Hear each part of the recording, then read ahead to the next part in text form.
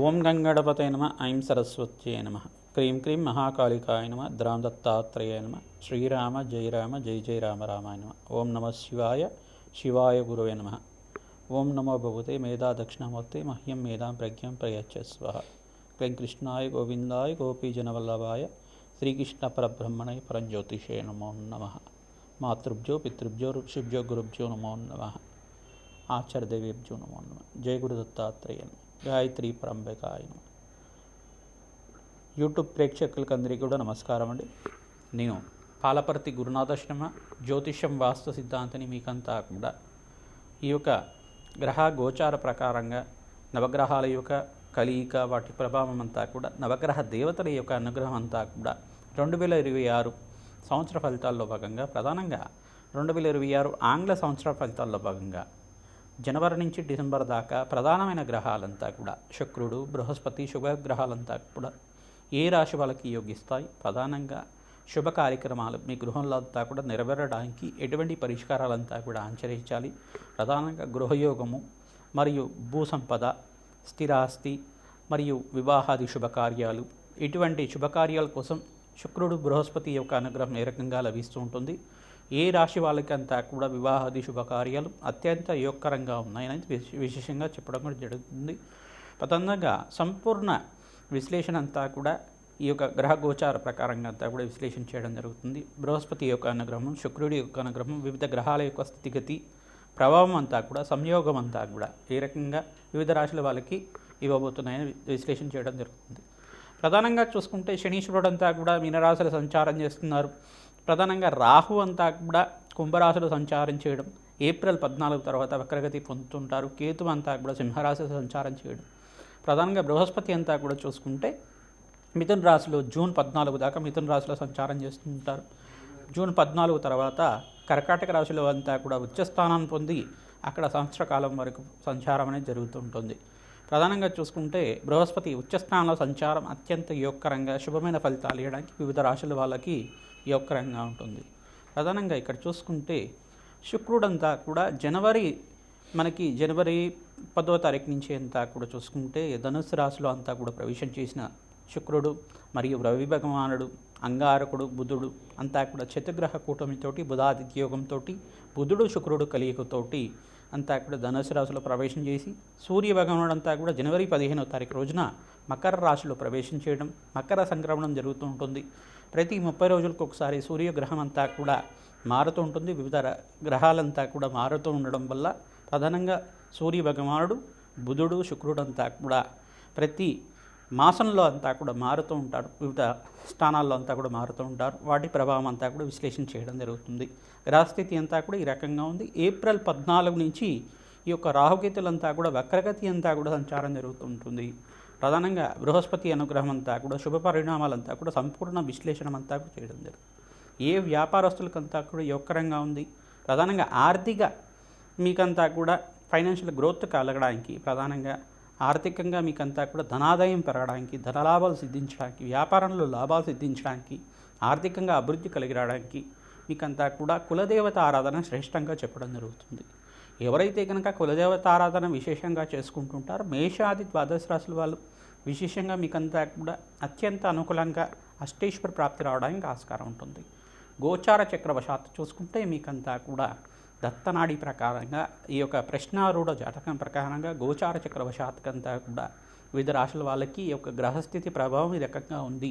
దానికి పరిహారం చేసుకుంటే ఇంకా యోగకరంగా మీకు సంపూర్ణమైన అనుగ్రహం అంతా కూడా లభిస్తుంది. జగన్మాత అనుగ్రహం వల్ల, ఆ మహాశక్తి అనుగ్రహం వల్ల మీకంతా కూడా అత్యంత అనుకూలంగా ఈ యొక్క అష్టైశ్వర ప్రాప్తి, ధనలాభాలు, అదృష్టి యోగాలు సిద్ధించడానికి ఆస్కారం ఉంటుంది. మీ గృహంలో అంతా కూడా వివాహాది శుభకార్యాలు జరగడానికి ఆస్కారం ఉంటుంది. విశ్లేషణ అంతా కూడా పరిష్కారం ఆకారంలో చెప్తాము. మేము చెప్పే పరిహారం అంతా కూడా మీరు ఆచరిస్తే కనుక అత్యంత రాజయోగం సిద్ధించడానికి, విపరీత రాజయోగము, ధనప్రాప్తి, అదృశ్యయోగము, మహాలక్ష్మి స్థిరనివాసంగా ఉండడానికి, అష్టైశ్వర ప్రాప్తి కలగడానికి, వ్యాపారంలో అభివృద్ధి, ఉద్యోగంలో మార్పు, స్థానచలనం, గృహయోగం సిద్ధించడానికి ఆస్కారం ఉంటుంది.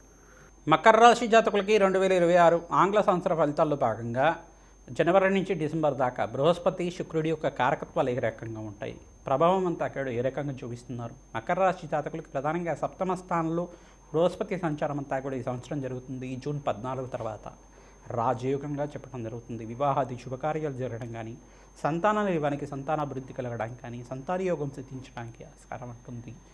మంచి శుభమైన పరిణామంగా చెప్పడం జరుగుతుంది. గృహం లేని వారికి గృహప్రాప్తి, సంతానం కోసం ప్రయత్నం చేసుకునే వాళ్ళకి సంతానయోగం, కళ్యాణం కాని వాళ్ళకి వివాహాది శుభకార్యాలు జరగడానికి ఆస్కారం ఉంటుంది. రాజయోగంగా చెప్పడం జరుగుతుంది ఈ సంవత్సరం అంతా కూడా. ఎవరైతే విదేశీయాన యోగం కోసం ప్రయత్నం చేసుకుంటారో మీకు అంతా కూడా విదేశీయాన యోగం అంతా కూడా సిద్ధించడానికి ఆస్కారం ఉంటుంది. ధన ధాన్యాది సమృద్ధి కలగడానికి ఆస్కారం ఉంటుంది. జపము దానాది కార్యక్రమాల్లో భాగంగా మీ జన్మజాతకంలో ఈ గ్రహాలు గనక బలహీనంగా ఉంటే వాటికి జపము దానాది కార్యక్రమాలు చేయండి. గోచారీత్య కూడా వర్తిస్తుంది.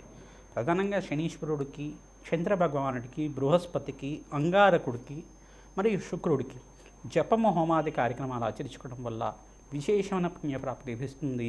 అష్టేశ్వర ప్రాప్తి లభిస్తుంది. గోచారీత్య గ్రహదేవతల అనుగ్రహం కలుగుతుంది. జన్మజాతకంలో ఉండే సకల గ్రహదోష నివారణ కలుగుతుంది. అన్నదానం చేయండి. విశేషంగా గోమాత సేవని ఆచరించండి. ప్రధానంగా చూసుకుంటే శనగలు దానం చేసుకోవాలి. మీరంతా కూడా గోచారీత్యా బృహస్పతి అనుకూలత ఉంది కాబట్టి మీకంతా కూడా జాతకరీత్యా కూడా గురుబలం పెరగడానికి, మీకు గురు కటాక్షం సిద్ధించడానికి శనగలు దానం చేసుకోవడం యోగకరంగా ఉంటుంది. బొబ్బర్లు దానం చేసుకోండి. శుక్రుడి అనుగ్రహం వల్ల స్థిరలక్ష్మి స్థిర నివాసంగా లభిస్తూ ఉంటుంది. అష్టేశ్వర ప్రాప్తి కలుగుతుంది. మహాలక్ష్మి అనుగ్రహం కోసం శుక్రుడికి ప్రీతికరంగా బొబ్బర్లు దానం చేసుకోవడం వివాహాది శుభకార్యాలు జరగడానికి ఆస్కారం ఉంటుంది. మీ జన్మజాతకంలో కనుక అంగారకుడు నీచస్థానంలో సంచారం చేస్తుంటే కనుక అంగారకుడు ప్రీతికరంగా మీరంతా కూడా సుబ్రహ్మణ్య శాంతి హోమాది కార్యక్రమాలు ఆచరించుకోవడం, అంగారకుడి జపము దానము, కందిపప్పు దానం చేసుకోవడం, ఎర్రటి వస్త్రాన్ని దానం చేసుకోవడం యోగకరంగా ఉంటుంది. గోచారీత్య కూడా అంగారకుడు యోగకరంగా ఉన్నప్పుడు రాజయోగాన్ని ఇస్తుంటాడు. ప్రధానంగా అంగారకుడు ప్రీతికరంగా మీరంతా కూడా కుజ భగవానుడి ప్రీతికరంగా ఈ యొక్క కూష్మాండ దానం చేసుకోవడం యోగకరంగా ఉంటుంది. ప్రధానంగా చూసుకుంటే సుబ్రహ్మణ్య శాంతి హోమాది కార్యక్రమాలు ఆచరించుకోవడం వల్ల మంచి ఫలితాలు పొందుతారు. వివాహాది శుభకార్యాలు జరగడానికి కమలాత్మికాదేవి మూలమంత్ర సహితంగా శ్రీసూక్త పారాయణ, మహాలక్ష్మి మూలమంత్రంతా కూడా హోమాది కార్యక్రమాలు తామర పూలతోటి, తేనెతోటి, విశేషమైన ద్రవ్యాలతోటి శ్రీసూక్త విధానంగా హోమాది కార్యక్రమాలు ఆచరించుకున్న వాళ్ళకి శీఘ్రంగా వివాహాది శుభ కార్యక్రమాలంతా కూడా జరగడానికి ఆస్కారం ఉంటుంది. ఈ యొక్క నరఘోష నరపీడ నుంచి బయటపడడానికి మీరంతా కూడా ఎవరైతే కనుక శత్రుబాధలతో బయటపడుతున్నారో, ప్రధానంగా శత్రుబాధలతో బాధపడుతున్నారో మీరంతా కూడా వాళ్ళకి శత్రుబాధల నుంచి బయటపడడానికి ఈ యొక్క కమలాత్మిక దేవి హోమాది కార్యక్రమాలు మరియు ఇక్కడ చూసుకుంటే ప్రత్యంగరాదేవి శాంతి హోమాది కార్యక్రమాలు, బగలామకి శాంతి హోమాది కార్యక్రమాలు, యజ్ఞాది కార్యక్రమాలు చేయడం వల్ల శత్రు నివారణ కోసం ప్రధానంగా శత్రుబాధ భయాల నుంచి బయటపడడానికి, శత్రు భయాల నుంచి బయటపడడానికి, దుఃఖాల నుంచి బయటపడడానికి, మీకంతా కూడా ఆర్థికంగా ఉన్నస్థితి కలగడానికి కాలభైరవ శాంతి హోమాది కార్యక్రమాలు, వటుకభైరవ శాంతి హోమాది కార్యక్రమాలు చేసుకోవడం వల్ల విశేషమైన పుణ్యప్రాప్తి కల్పిస్తుంది. పుణ్యక్షేత్ర దర్శనాలు ఈ సంవత్సరం అంతా కూడా చేస్తూ ఉంటారు. మంచి శుభవార్తలు వినడానికి ఆస్కారం ఉంటుంది. ఆనందమైన జీవితం జీవించడానికి, గృహయోగం సిద్ధి కలగడానికి ఆస్కారం ఉంటుంది. ప్రతినిత్యం కూడా దత్తాత్రేయాయ స్మరణ మాత్రేన సంతుష్టాయ నమః ఈ నామాన్ని జపాన్ని ఆచరించండి. రాజయోగం సిద్ధిస్తుంది. శ్రీమాత్రే నమః. 2026 ఆంగ్ల సంవత్సర ఫలితాల్లో భాగంగా మేషాది ద్వాదశ రాశుల వాళ్ళు ప్రతినిత్యం కూడా ఈ పరిష్కారం ఆచరిస్తే కనుక రాజయోగం సిద్ధిస్తుంది. 5 గ్రహాలు 6 గ్రహాలంతా కూడా రాజయోగం కలుగుతున్నాయి. ప్రధానంగా చూసుకుంటే ప్రధానంగా మకర రాశి జాతకులకి ఈ సంవత్సరం అంతా కూడా రాజయోగంగా చెప్పడం జరుగుతుంది. ప్రధానంగా వృషభ రాశి జాతకులకు కూడా ద్వితీయార్థంలో అంటే జూన్ 14 తర్వాత రాజయోగంగా చెప్పడం జరుగుతుంది. ఇక్కడ ధనుస్సు రాశి జాతకులకు కూడా మంచి రాజయోగంగా చెప్పడం జరుగుతుంది. కుంభరాశి జాతకులకు కూడా మంచి రాజయోగం, విపరీత రాజయోగం అంతా కూడా ఈ సంవత్సరం అంతా కూడా సిద్ధించడానికి ఆస్కారం ఉంటుంది. ఇక్కడ ప్రధానంగా చూసుకుంటే కన్యారాశి జాతకులకు కూడా మీకంతా కూడా రాజయోగంగా చెప్పడం జరుగుతుంది. ప్రధానంగా మిథున రాశి జాతకులకంతా కూడా బృహస్పతి రాశిలో సంచారం చేస్తున్నారు కావున మీకు కూడా రాజయోగంగా చెప్పడం జరుగుతుంది. ఈ గ్రహాలంతా కూడా విపరీత రాజయోగం అంతా కూడా ఈ సంవత్సరం సిద్ధిస్తున్నాయి. ఈ గ్రహాలకి ప్రధానంగా బృహస్పతి యొక్క సంచారం అంతా కూడా 5 రాశులకి, ప్రధానంగా 5, 6 రాశులకి, మిథున రాశి, ప్రధానంగా కర్కాటక రాశి జాతకులకు కూడా విపరీత రాజయోగం అంతా కూడా జూన్ 14వ తారీఖు తర్వాత సిద్ధించడానికి ఆస్కారం ఉంటుంది.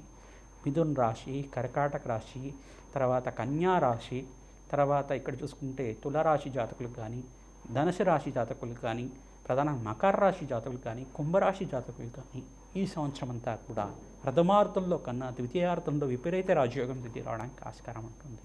విశేషంగా నవగ్రహాలకంతా కూడా ప్రదక్షిణాలు చేసుకోవడం వల్ల, మేషాది ద్వాదశ రాశుల వాళ్ళు అన్నదానం చేయడం వల్ల ఈ సంవత్సరం అంతా కూడా అష్టైశ్వర ప్రాప్తి కలుగుతుంది. ప్రధానంగా శనీశ్వరుడికి, అంగారకుడికి, బృహస్పతికి, శుక్రుడికి, రాహువుకి, సూర్య భగవానుడికి, అన్ని గ్రహాలకు ప్రధానంగా ఈ గ్రహాలే ప్రధానంగా ఉంటాయి. కావున ఈ గ్రహాలకి మేషాది ద్వాదశ రాశి వాళ్ళు జపము, హోమాది కార్యక్రమాలు ఆచరించుకోవడం, ఆ గ్రహాలే ప్రీతికరంగా దానాలంతా కూడా చేసుకోవడం వల్ల, వేద బ్రాహ్మణత్వంతో మూలవంత సహితంగా యజ్ఞాధికరతలు ఆచరించడం వల్ల, విశేషమైన హోమాలంతా కూడా ఆచరించడం వల్ల అష్టైశ్వర ప్రాప్తి కలుగుతుంది. విశేషమైన ధనప్రాప్తి లభిస్తూ ఉంటుంది.